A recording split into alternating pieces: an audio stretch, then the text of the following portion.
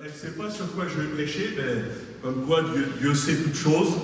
Je voudrais ce matin déjà vous parler je continue avec les expressions, qui sont des expressions françaises, mais bibliques surtout. Une des premières expressions dont je voudrais vous parler ce matin, c'est le Capharnaüm. Quel Capharnaüm? Vous connaissez ça? Vous avez déjà entendu parler de ça? Qu'est-ce que c'est comme expression? Qu'est-ce que ça veut dire pour ceux qui la connaissent?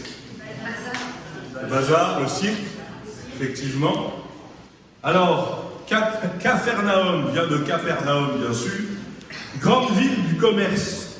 Comme l'indique le Larousse, son nom est surtout utilisé au sens figuré par antonomase, c'est beau, et en plus j'ai réussi à dire, pour qualifier un lieu de grande pagaille, renfermant beaucoup d'objets entassés pêle-mêle, un endroit en désordre et, par métonymie, un amas de ces objets. Bref, on en a tous chez nous, mais on en a peut-être tous aussi en nous.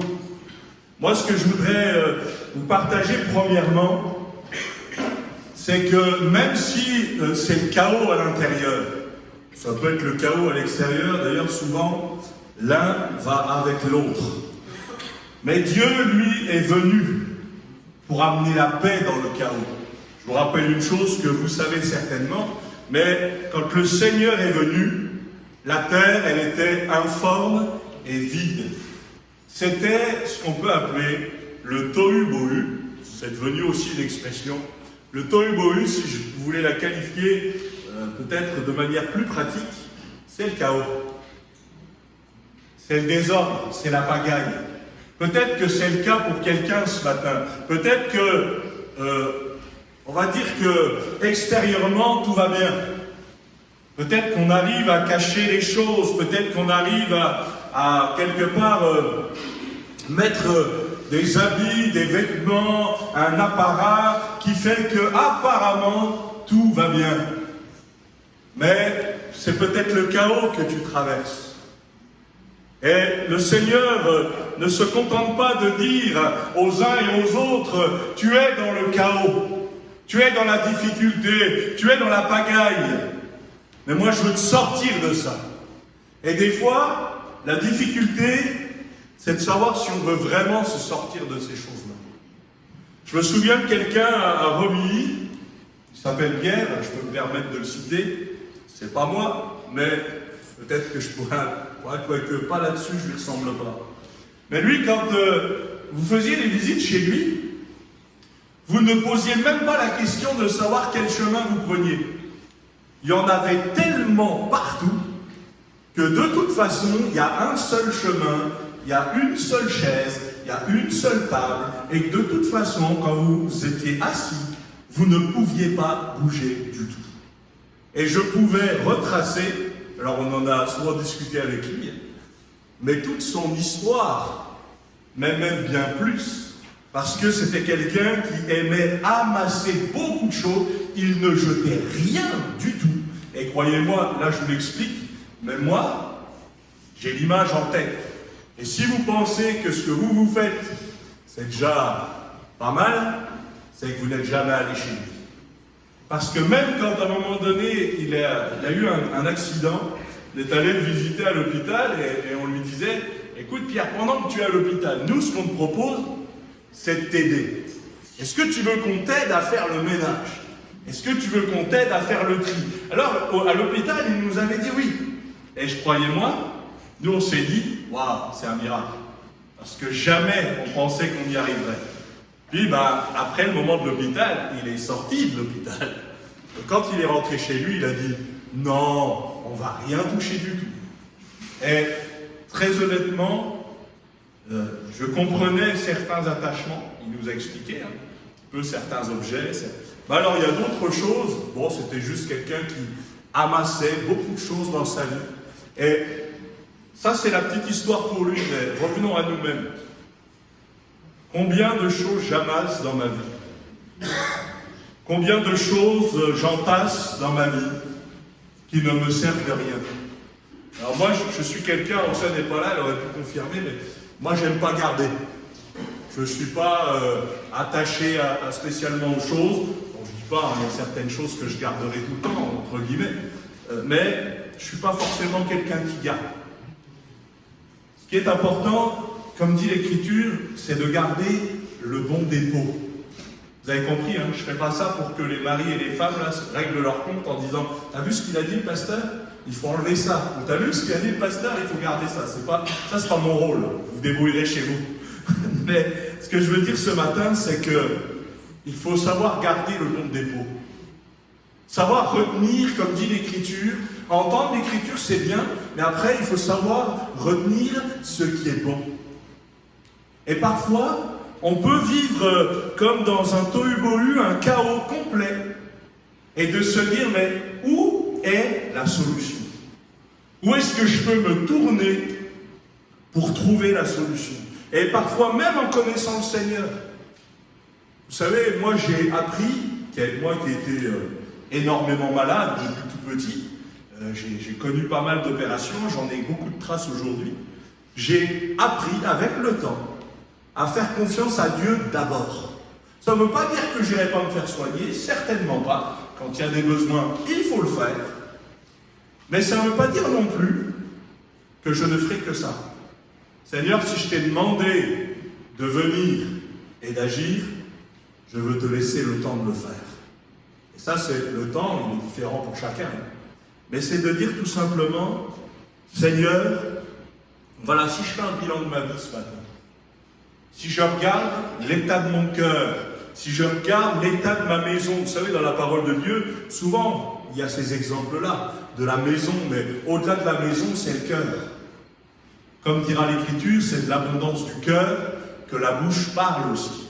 C'est important de savoir ces choses-là, mais qu'est-ce que je dois régler? Peut-être qu'il y a du ménage à faire, peut-être qu'il y a du tri à faire. La Bible nous dit, puisses-tu être froid ou bouillant? Pourquoi? Parce que les tièdes, ils seront vomis de sa bouche. Et ça veut tout simplement dire, il faut que je choisisse mon camp. Il faut que je me positionne pour lui ou contre lui. Ça peut arriver.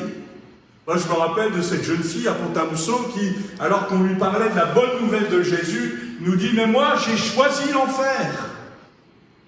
Et je lui ai simplement répondu « C'est sûrement que tu ne sais pas ce que c'est. » Parce que même si on peut expliquer et exprimer parfois dans notre cœur, tiens, c'est un enfer que je suis en train de traverser, c'est rien comparé à ce que va être véritablement l'enfer. L'enfer, c'est quoi si je devais vous résumer, vous donner une simple définition? L'enfer, c'est vivre sans Dieu. Et ça, c'est terrible. Parce que oui, il y a le côté pleurs, grincement de dents, mais ça, c'est des moyens humains pour qu'on puisse comprendre. Il y a des souffrances qui ne s'expliquent pas. Vous savez, je pense à toi, Bruno, mais je pense à moi aussi, ou ceux qui sont allés à l'hôpital, vous souffrez, là, sur une échelle de 0 à 10, vous souffrez de combien? 14 des fois. Mais comment on l'exprime? Parce que le 0 c'est équivalent à quoi et le 10 c'est équivalent à quoi? Ce matin, je voudrais dire à quelqu'un, le problème n'est pas la souffrance. Le problème, c'est laisser Dieu agir dans ta souffrance comme il le veut. Le problème n'est pas la difficulté, parce que la difficulté, elle est même prédite dans la Bible. Le problème, c'est est-ce que je laisse le soin au Seigneur de faire comme il veut et quand il le veut.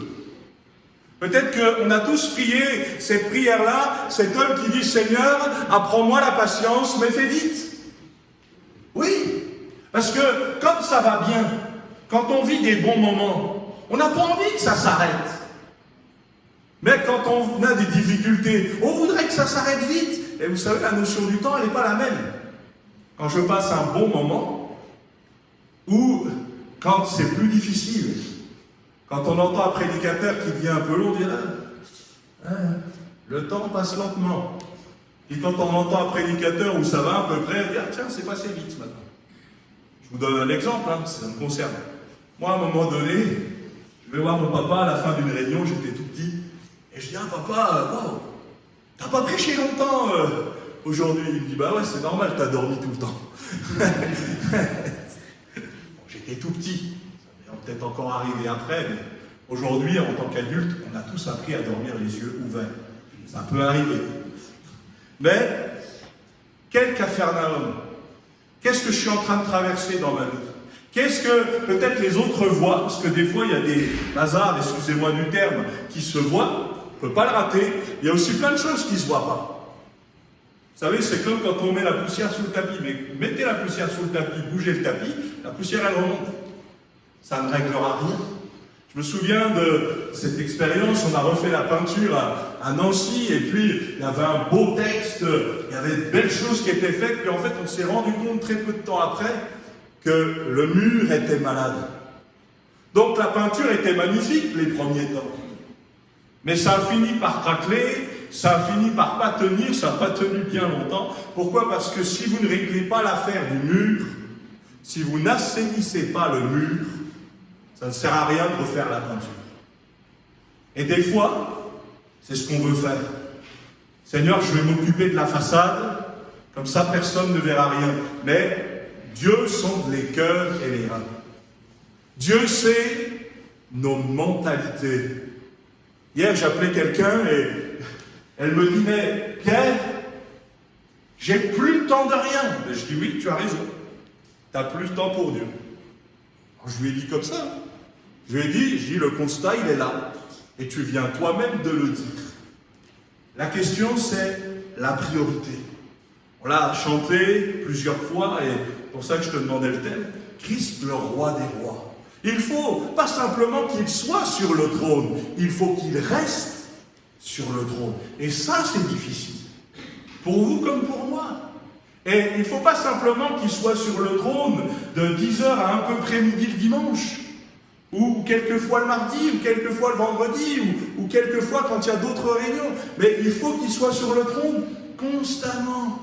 Et ce n'est pas toujours évident. Parce qu'il y a des fois où ça va à peu près, parce qu'on est de bonne composition. Mais il y a des fois, on parlait de la fatigue un peu avec plusieurs ce matin, oui, il y a des fois on est tellement fatigué. Moi, je me souviens des fois où je disais aux enfants avec qui je travaillais, je m'excusais le lundi, je m'excusais du vendredi d'avant. Parce que je leur disais, écoutez, je me suis énervé contre vous là, mais c'est à cause de moi, c'est pas à cause de vous. Parce que le lundi, j'aurais laissé passer ce que vous avez fait le vendredi. Mais comme le vendredi, j'étais fatigué et j'étais énervé, je suis peut-être devenu un peu énervé. Enfin, ça m'arrive à moi, ça ne vous arrive pas à vous, et tant mieux. Mais c'est important de savoir ces choses-là. Déposer les fardeaux, c'est aussi ça. Seigneur, il y a ce que moi je peux faire, il y a les efforts que je peux faire, mais il y a surtout la grâce qui surpasse tout. D'ailleurs, les époux et les épouses, vous le savez, parce qu'on a tous essayé de changer notre moitié, puis après on a abandonné, puis on a réessayé encore, puis on s'est aperçu qu'avec le temps, en fait, on ne changeait pas grand-chose. Non, parce que c'est le Seigneur qui change. Le Seigneur qui change les cœurs, le Seigneur qui change les vies. Oui, dans quel état est ton cœur, dans quel état est ta vie? Et ce serait même le pire des chaos dans ta vie ce matin. Oh, comme je dis, on n'est pas obligé de le voir, peut-être ça ne se remarque pas, mais Dieu veut quand même intervenir. Dieu veut quand même agir. La question c'est, que vas-tu faire quand le Seigneur va te proposer d'agir? C'est étonnant quand même quand vous lisez les évangiles et que vous voyez le Seigneur Jésus dire à quelqu'un, veux-tu être guéri? Et les réponses, c'est jamais, oui, je vais être guéri, c'est super. Non, c'est j'ai personne, je ne sais pas comment je vais faire. Pourquoi des fois on ne lui répond même pas? Pourquoi? Parce qu'il y a aussi le fait parfois de s'habituer à son état. Et si le Seigneur avait décidé de te bénir, et si le Seigneur avait décidé de te guérir, de te libérer, peut-être de ce qui t'oppresse depuis tant et tant d'années. Moi je me rappelle de cette dame, on prie pour elle, instantanément guérie. Elle boitait tout le temps. Instantanément guérie. Et elle me dira quelque temps après, Pierre, ce qui m'étonne, c'est que j'ai tellement eu l'habitude de ça que parfois je reprends la même démarche. J'ai plus la douleur. Mais je fais comme si elle était encore là. Je dis, il n'y a rien de pire. Vous savez, je ne parle pas d'une douleur fantôme. Hein. La douleur avait disparu. Mais elle avait besoin de changer aussi l'attitude. Je ne suis plus comme avant. Et ça, il faut avoir conscience aussi que le Seigneur Jésus est capable de guérir. Prenez avec moi dans Daniel chapitre 2.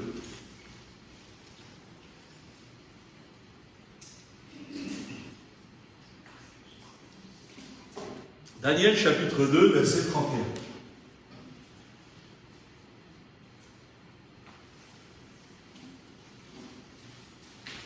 Je vous ai résumé les choses parce que sinon ça aurait été trop long. Vous prendrez peut-être le temps, si vous voulez, de lire tout le chapitre. Vous aurez un aperçu un peu plus large. Moi, j'ai voulu m'arrêter à partir de là pour ne pas être très long. Daniel chapitre 2, verset 31. Au roi, tu regardais et tu voyais une grande statue. Cette statue était immense, d'une splendeur extraordinaire. Elle était debout devant toi et son aspect était terrible. La tête de cette statue était d'or pur, sa poitrine et ses bras étaient d'argent. Son ventre et ses cuisses étaient d'airain, ses jambes de fer, ses pieds en partie de fer et en partie d'argile. Tu regardais, lorsqu'une pierre se détacha sans le secours d'aucune main, frappa les pieds de fer et d'argile de la statue et les mit en pièces. Alors, le fer, l'argile, l'airain, l'argent et l'or furent brisés ensemble. Ils devinrent comme la balle qui s'échappe d'une aire en été. Le vent les emporta, et nulle trace n'en fut retrouvée. Mais la pierre qui avait frappé la statue devint une grande montagne et remplit toute la terre. Voilà le songe. Nous en donnerons l'explication devant le roi. Ô roi, tu es le roi des rois, c'est le thème des chants, car le Dieu des cieux t'a donné l'empire, la puissance, la force et la gloire. Il a remis entre tes mains, en quelques lieux qu'ils habitent, les enfants des hommes, les bêtes des champs et les oiseaux du ciel. Il t'a fait dominer sur eux tous. C'est toi qui es la tête d'or. Après toi, il s'élèvera un autre royaume, moindre que le tien, puis un troisième royaume qui sera d'airain et qui dominera sur toute la terre. Il y aura un quatrième royaume, fort comme du fer, de même que le fer brise et rompt tout, il brisera et rompra tout, comme le fer qui met tout en pièces. Et comme tu as vu, les pieds et les orteils en partie d'argile, du potier et en partie de fer, ce royaume sera divisé. Mais il y aura en lui quelque chose de la force du fer, parce que tu as vu le fer mêlé avec l'argile. Et comme les doigts de pied étaient en partie en fer, en partie d'argile, ce royaume sera en partie fort et en partie fragile. Tu as vu le fer mêlé avec l'argile, parce qu'ils se mêleront par des alliances humaines, mais ils ne seront point unis l'un à l'autre, de même que le fer ne s'allie pas avec l'argile. Dans le temps des rois, le Dieu des cieux suscitera un royaume qui ne sera jamais détruit et qui ne passera point sous la domination d'un autre peuple. Il brisera et anéantira tous ces royaumes-là et lui-même subsistera éternellement. Amen. Allez, un peu d'histoire ce matin. Un peu d'histoire. Moi, j'aime ça. J'aime l'histoire. Est-ce que vous pouvez me citer les empires que vous connaissez? Empire perse, romain. Ouais. Allez-y. Je ne fais pas ça pour vérifier votre connaissance en histoire, je fais ça pour vous faire participer. Voilà, perse, romain, grec, égyptien. Tellement personne ne m'a cité Star Wars, mais c'est parce que Ruben n'est pas là. Sinon, moi, ce que je voudrais vous dire ce matin, là, on est sur quelle expression à votre avis? Ouais, le colosse au pied d'argile. Pourquoi je vous partage tout ça? C'est parce que, historiquement, à chacune des fortes périodes d'empire, tout le monde se disait, ça va durer tout le temps. Personne ne m'a parlé du Troisième Reich. où, normalement, ça devait durer 1000 ans. Toutes ces dynasties, empires, tous ces royaumes, qu'est-ce qu'on va visiter maintenant de ce qui reste d'eux? Les ruines. Il y a des belles choses encore, hein. Mais ça ne sert plus, pour ainsi dire, à rien, si ce n'est un peu de tourisme. Pourquoi? Parce qu'ils se sont appuyés plus sur eux-mêmes que sur toute autre chose. Vous savez, ça nous rappelle tout simplement la tour de Babel. Ils construisent une tour, ils veulent se rapprocher de Dieu. Alors, le bon sentiment aurait dit, bah oui, nous aussi, il est plus près de toi, mon Dieu. Mais là, ils veulent se rapprocher de Dieu, pourquoi? Pour en prendre la place. Et malheureusement, dans tous les empires, à un moment donné, il y a eu de la vanité, il y a eu de l'orgueil, il y a eu toujours plus de place. Le colosse au pied d'argile, le géant au pied d'argile, c'est aussi nous. Parce que des fois, je peux me croire fort dans tel domaine. Samson dira, je m'en tirerai comme les autres fois. Mais à partir du moment où il a dit ça, c'était fini. Parce qu'alors qu'il dit ça, il ignore que la force qui était en lui, qui ne provenait pas vraiment de ses cheveux, mais qui provenait surtout de Dieu, elle s'était retirée de lui. Et en fait, ce que nous apprend l'histoire, c'est que oui, ça a duré longtemps. D'ailleurs, moi qui aime ça, l'Empire romain, on ne sait jamais véritablement quand ça a commencé, on ne sait jamais véritablement quand ça s'est fini. Parce que se sont tellement étendus qu'il faut décider de l'endroit à partir du moment où les Romains n'étaient plus actifs. Et en fait, c'était tellement grand.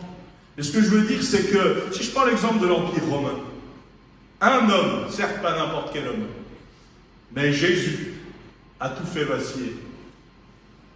Pas que lui, ok, mais lui, quand il vient, soi-disant la grande menace, lui, il a tout fait vaciller. Beaucoup d'hommes ont voulu rester dans l'histoire. Beaucoup de peuples, de dynasties ont voulu rester dans l'histoire. Mais finalement, ce qui compte, c'est la volonté de Dieu. Oui, le colosse au pied d'argile, ça nous montre ça. L'idée, c'est ça, hein. C'est que chaque période, eh bien, nous appelle que finalement, plus le temps passe, plus le royaume est moins important. Et je ne vous raconte pas ce qui s'est passé après Alexandre le Grand, parce que alors là, le pouvoir, il a été divisé, non pas simplement en deux, mais au moins en 10. Donc quand vous divisez le pouvoir, oui, il y a l'expression diviser pour mieux régner, mais là, c'était diviser pour perdre l'empire. Et peut-être de se dire ce matin, Seigneur, donne-moi de rester humble. Moi, j'aimerais que nous puissions apprendre et réapprendre peut-être à dire merci pour ce que tu nous as donné. Et donne-nous et apprends-nous à bien le gérer. Je me souviens quand nous étions dans une pastorale et on parlait de la transmission des églises, la transmission d'une œuvre, et chaque pasteur du bureau, on était 4, a pris un point comme il le voulait pour essayer de lancer des points de discussion. Et moi j'ai pris ce point parce que je l'ai à cœur. Seigneur, donne-moi à bien transmettre. Donne-moi à préparer une transmission. Je le pense pour mes enfants, mais je le pense aussi dans la passation de l'Église. Donne-moi de préparer le terrain. Et donne-moi aussi d'espérer et de préparer l'autre pour qu'il fasse mieux. Parce que des fois, pas vous, mais moi, je peux me dire, finalement, si l'autre il fait moins bien, on va se souvenir de moi comme quelqu'un de... il n'est pas si mal. Et c'est là le problème. C'est qu'on oublie que ce qu'on peut faire, c'est uniquement par la grâce de Dieu. Dieu nous a donné à chacun une capacité. On doit bien se gérer nous-mêmes, c'est déjà pas évident. Des fois, on doit bien gérer nos familles. On doit bien gérer plein de domaines dans nos vies. Seigneur, comment je les gère? Seigneur, est-ce que parfois je suis tenté, même en étant croyant, de vouloir gérer moi tout seul? Peut-être que, effectivement, on se croit des fois beaucoup plus fort qu'on ne le pense. Et je voudrais vous dire aussi l'inverse. Des fois, on se croit beaucoup plus faible qu'on ne le pense.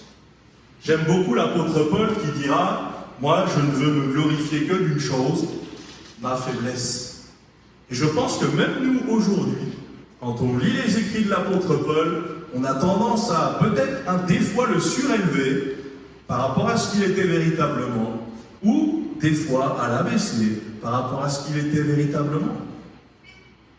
Un seul était au-dessus de tout, c'est Christ. Et pourtant, l'exemple de Christ, c'est celui qui s'est abaissé. Abaissé jusqu'à nous. Il s'est humilié, se rendant obéissant jusqu'à la mort, même jusqu'à la mort de la croix, se rendant serviteur, se rendant petit enfant. On n'aurait jamais imaginé que n'importe quel généraux dise, bah tiens, je vais prendre l'exemple de Jésus, je vais m'humilier. Vous savez, je crois que c'est important de pouvoir dire ce matin, Seigneur, merci pour ce que je suis. Je te loue, Père, de ce que je suis une créature si merveilleuse, non pas par moi, mais par toi. Seigneur, si on en est là, c'est par ta grâce. Seigneur, si je suis encore là, c'est par ta grâce. Ça, je ne veux jamais l'oublier. Imaginez un instant que tous ces royaumes, toutes ces dynasties, et on pourrait faire le tour de plein de choses, on veut laisser une trace dans l'histoire, mais certains, ils ne voulaient pas laisser de trace, ils voulaient que ça dure toujours. Mais c'est Dieu qui est au contrôle. C'est Dieu qui a dit stop. Comme il est encore au contrôle. Oui, les choses s'accélèrent. Aujourd'hui, en tant que croyant, il faut être réveillé. Il revient bientôt. Quand vous verrez toutes ces choses, et les choses, c'est les guerres, les bruits de guerre, ça s'accélère. Et j'ai envie de vous dire que les bruits de guerre, ça se rapproche. Parce que des bruits de guerre, on en a toujours entendu. Mais c'était tellement loin, ça ne nous concernait pas vraiment. Là, ça se rapproche de plus en plus. Quand vous verrez toutes ces choses, qu'est-ce que dit l'Écriture? Levez vos têtes, parce que votre délivrance est proche. Mais ça veut dire aussi une chose, Seigneur, ce que j'ai bâti, avec mes moyens, avec mes propres forces, je te le remets. Parce que là aussi, et je viens sur le thème des chants, il faut que tu sois le roi des rois et le seigneur des seigneurs. Il faut que tu règnes sur ça. Parce que si ce n'est pas le cas, ça ne tiendra pas. Alors peut-être quelqu'un va me dire, oui, mais tu vois, Pierre, tu cites les empires, tout, ça a duré quand même des siècles. Oui, mais pour quel résultat? Des ruines. Et quand on gratte un peu, on s'aperçoit que tout n'était pas que démocratie. Même quand on a inventé ce terme-là, non, c'était pas si terrible que ça. J'ai appris que dans les Romains, il y avait même des cours de dictature. Vous saviez ça, qu'il y avait des cours de dictature? Mais ce n'était pas du tout des cours de dictature pour dire je vais diriger le pays tout seul. Non, justement, c'était pour apprendre à ça c'est mon domaine, et ça il faut que je lègue. Sauf que certains ont pris trop la grosse tête et sont devenus des dictateurs, en disant je vais prendre tout le contrôle. Et là encore, c'est un travail pour nous et c'est un questionnement pour chacun et de chaque jour. Seigneur, prends la place, reprends la place qui t'est due. Reprends l'honneur qui t'est dû. Seigneur, je ne veux pas lésiner, je donne des fois tellement d'importance, je donne des fois tellement de temps, tellement d'argent, tellement d'énergie dans tel ou tel domaine, pour des choses qui ne tiennent pas la route. Mais Seigneur, donne-moi de ne pas t'oublier. Je ne dis pas que c'est mauvais, hein. On a le droit d'avoir des temps de plaisir, d'avoir des temps, on va dire, où on peut se reposer la tête aussi. C'est pas ça l'idée, c'est de dire Seigneur, pourquoi bâtir sans toi? Je ne sais pas si quelqu'un avait un projet ce matin, avait une idée, et de dire ah, c'est comme ça que je vais faire, c'est comme ça, et c'est pas autrement. Mets Dieu dans l'affaire. Parce que si Dieu n'y est pas, ton projet peut être bâti au départ, et même bien bâti selon les normes humaines.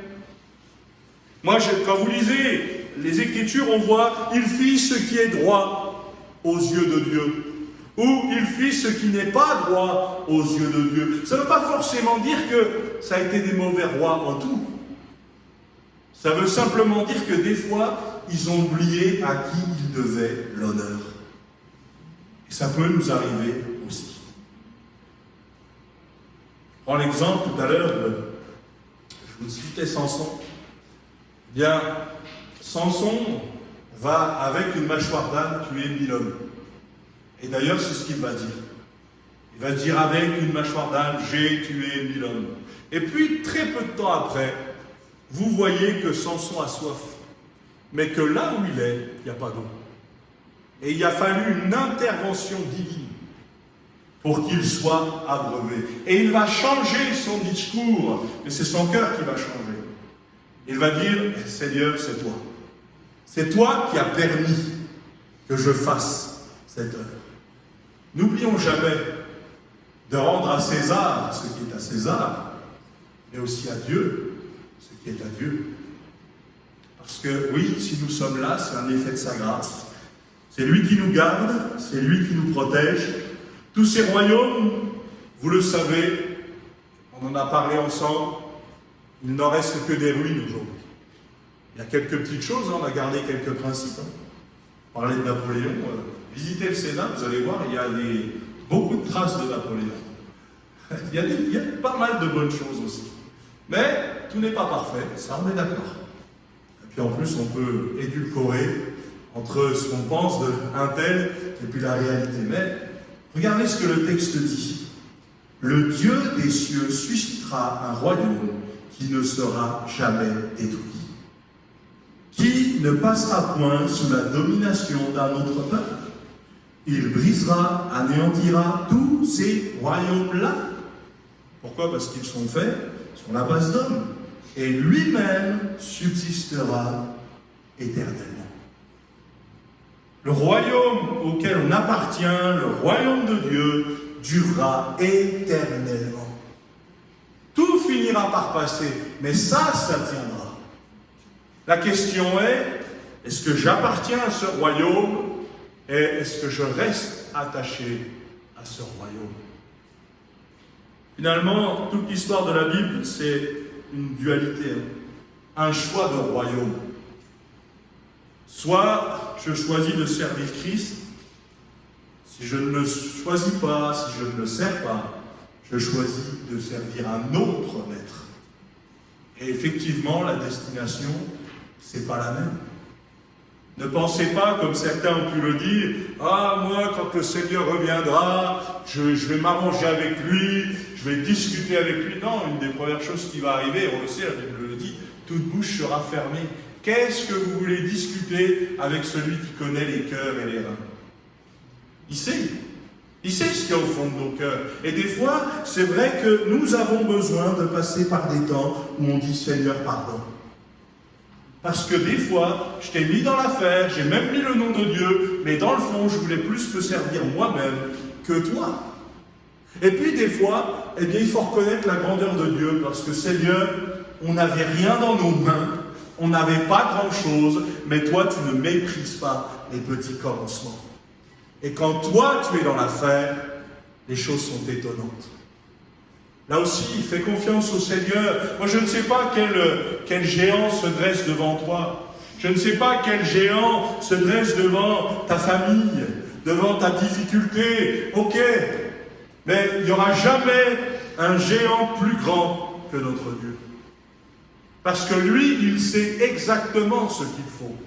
Oui, Goliath était fort, Goliath était imposant, il dépassait tout le monde, il était certainement plus musclé que tout le monde, mais une pierre,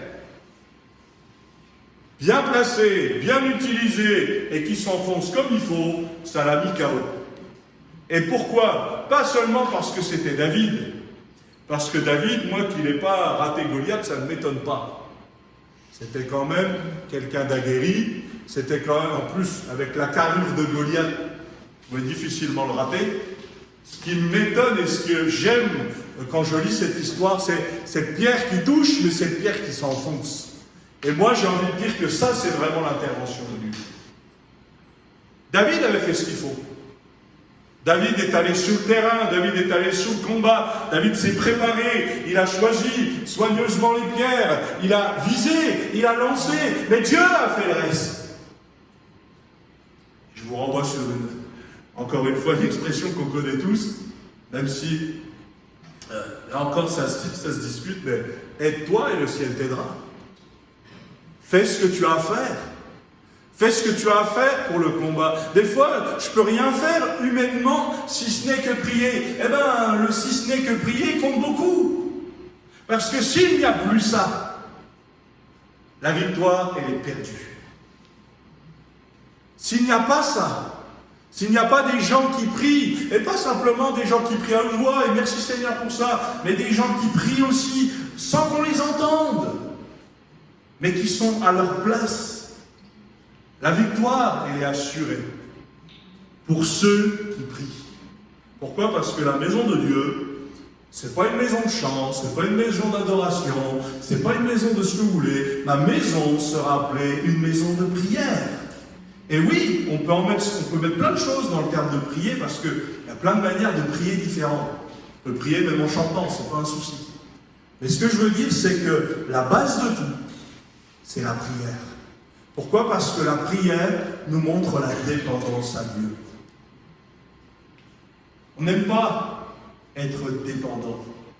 Et je pense souvent aux plus âgés, pas au milieu de nous, parce que vous êtes encore là, mais je pense à ceux qui ne peuvent plus se déplacer.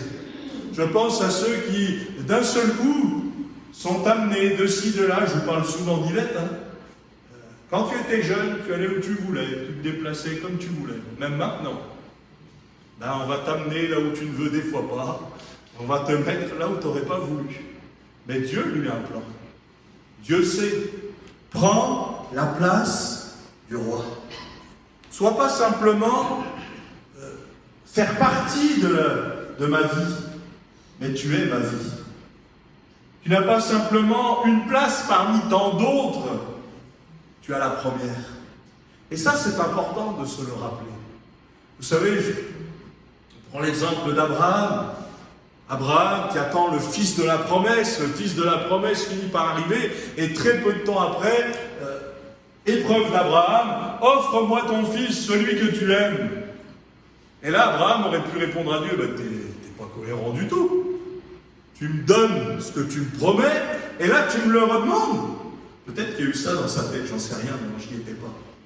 Et encore, je vous dis, là on parle que d'Abraham, on ne parle pas de Sarah. Parce que Sarah, elle a dû s'en poser des questions. Mais Abraham, qu'est-ce qu'il va faire? Il va prendre son enfant. Ne croyez pas que son enfant, il avait 5-6 ans.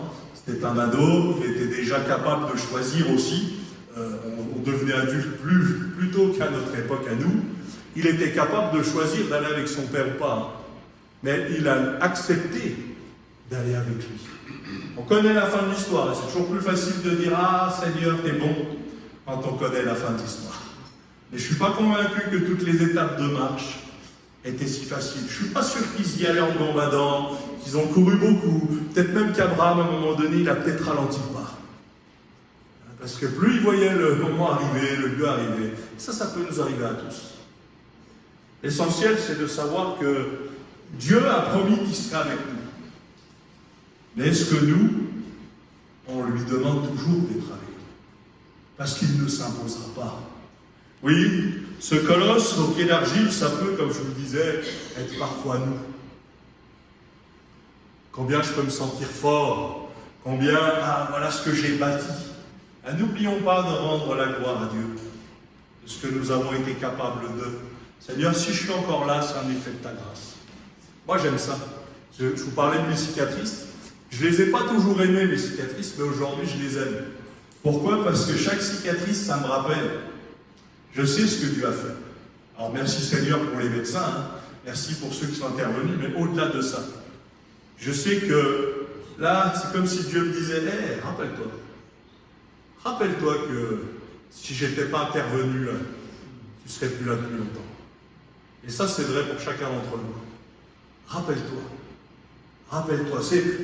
Le côté rappel est régulier dans la parole de Dieu. Les enfants d'Israël devaient se rappeler de l'histoire. Pour se rappeler qu'ils devaient dépendre de Dieu, quoi qu'il arrive.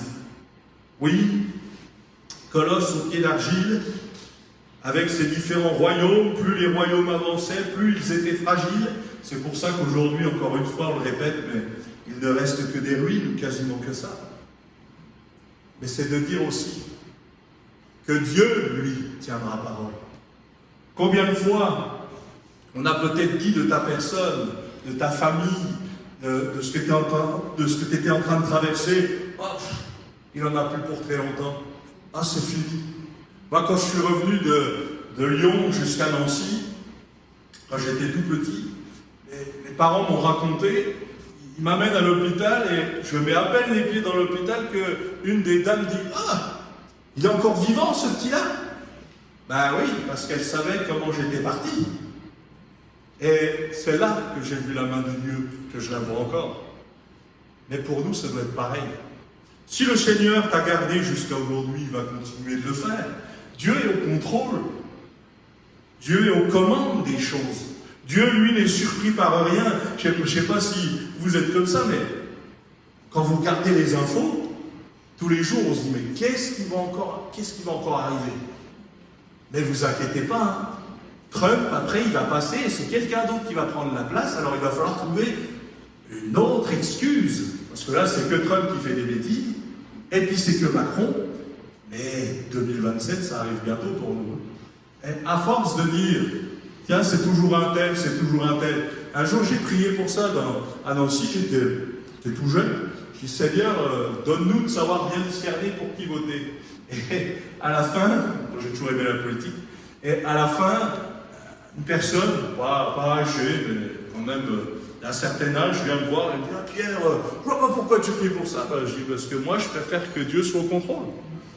Et j'aurais aimé d'entendre ça de sa part à lui. Parce que si vous croyez que les hommes contrôlent, qu'est-ce que Dieu leur laisse contrôler? Et nous, c'est pareil. Que Dieu nous aide à ne dépendre que de lui. Peut-être que tu t'appuies sur ta sagesse, peut-être que tu t'appuies sur tes richesses, peut-être que tu t'appuies sur ton intelligence, et je vais même aller plus loin, peut-être que tu t'appuies sur la non-intelligence que tu penses que les autres ont, parce que je suis tellement meilleur, mais tu te trompes.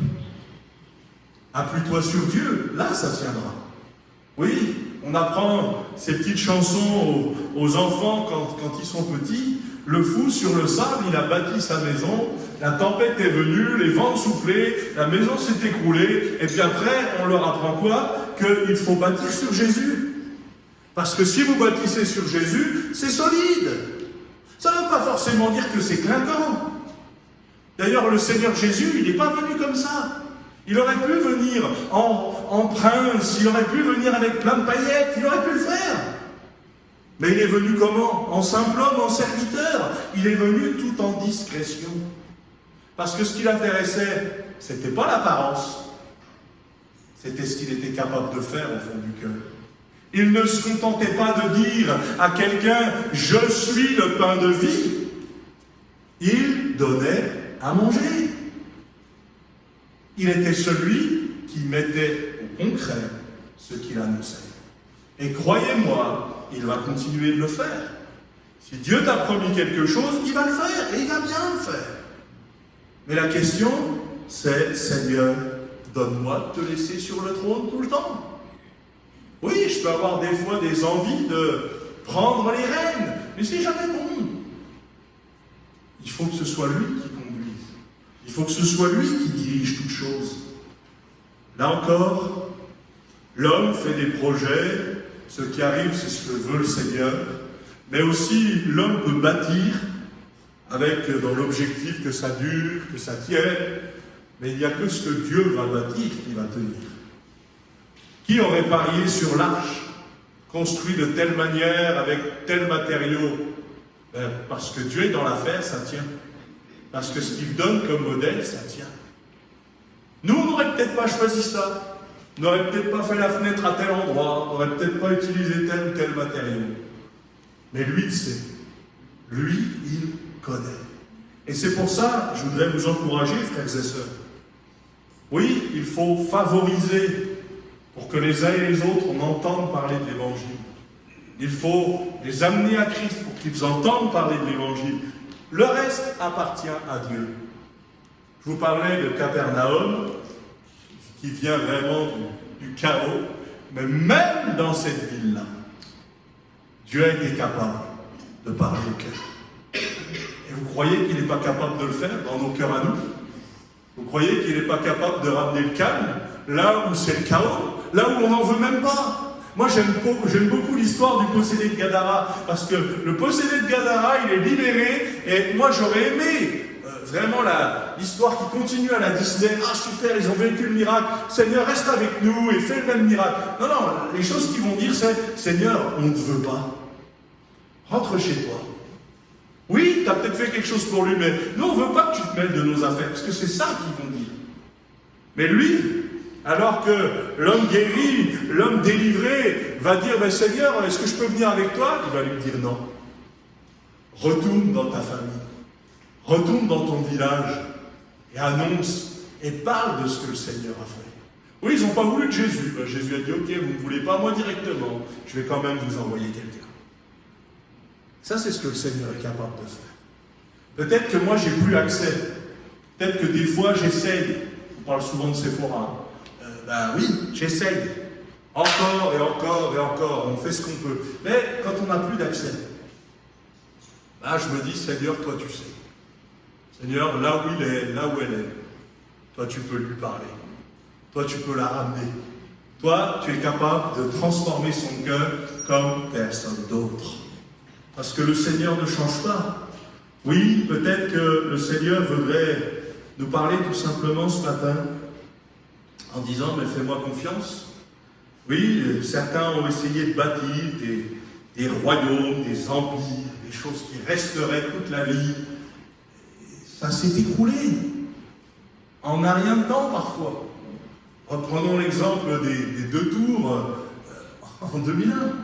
On s'en souvient tous. On sait tous, pour ceux qui étaient nés, ce qu'on faisait. Le 11 septembre.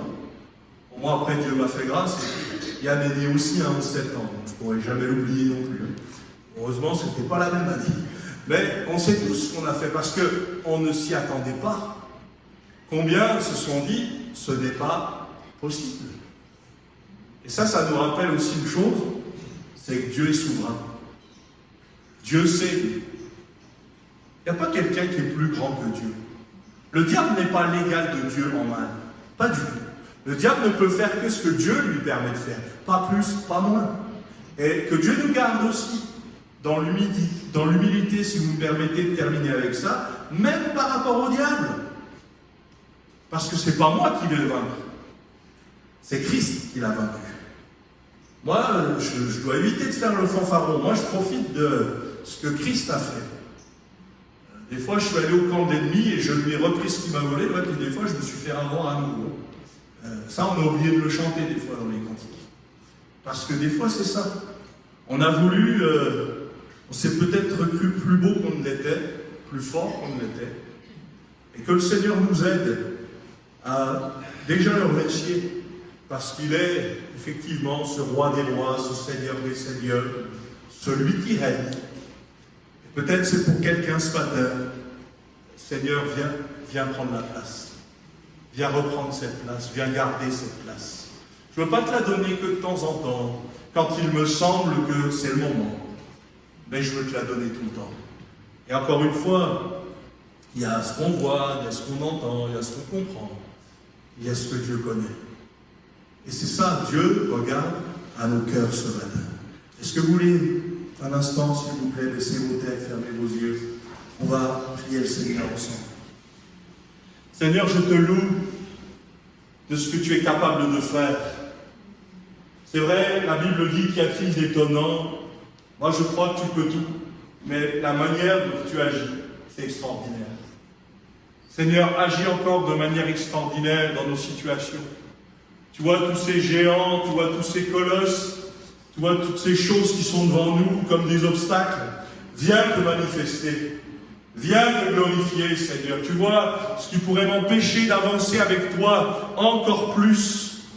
Eh bien, Seigneur, là aussi, viens agir. Viens, Seigneur, prendre les rênes de ces toutes choses. Seigneur, nous voulons que ta victoire, elle t'appartienne totalement. Nous voulons que ce soit toi qui sois glorifié. Seigneur, viens agir. Viens bénir. Seigneur, que nous puissions vivre dans cette assemblée des témoignages qui vont nous dire, non pas grâce à ma force, mais grâce à la force de Dieu, j'ai remporté la victoire. Viens, Seigneur, nous fortifier. Viens nous encourager. Viens nous aider à tenir par ta simple force. Parce que sans moi, vous ne pouvez rien faire. C'est la réalité. Sans toi, on ne veut rien faire. Viens, Seigneur, et agis. Viens et fortifie. Viens et bénis.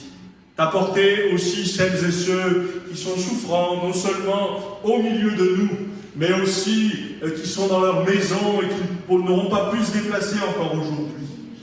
Viens agir, viens fortifier, viens bénir.